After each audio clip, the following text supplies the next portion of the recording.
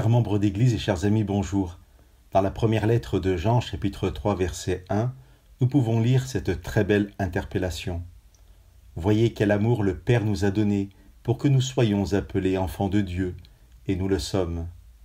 Faisons une pause aujourd'hui, un temps dans la journée, une halte dans le quotidien et voyons.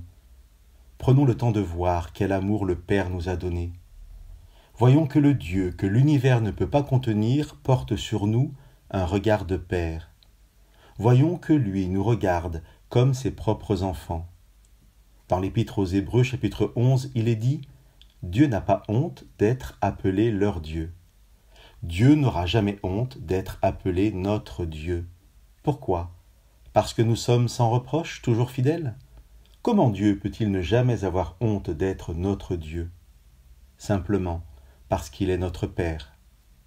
Dieu est amour, notre Père ne peut que nous aimer. Oui, je suis énormément touché de comprendre Dieu comme un parent aimant. Et je pense qu'il est tout sauf anodin que Dieu insiste tant dans sa parole pour être appelé Père, qu'il n'est pas anodin que la prière que Jésus partage aux disciples commence par « Notre Père ». Je ne peux pas parler de Dieu Père sans lire au chapitre 2 de l'Épître aux Hébreux ce que l'auteur dit de Jésus. Lui n'a pas honte de nous appeler frères. Tout le monde n'a pas eu le privilège, loin s'en faut, d'avoir eu toujours de bons parents, mais chacun peut imaginer le parent qu'il voudrait être pour ses enfants. Dieu est un meilleur père que la plus fertile des pensées ne pourrait jamais imaginer, et Jésus un meilleur frère.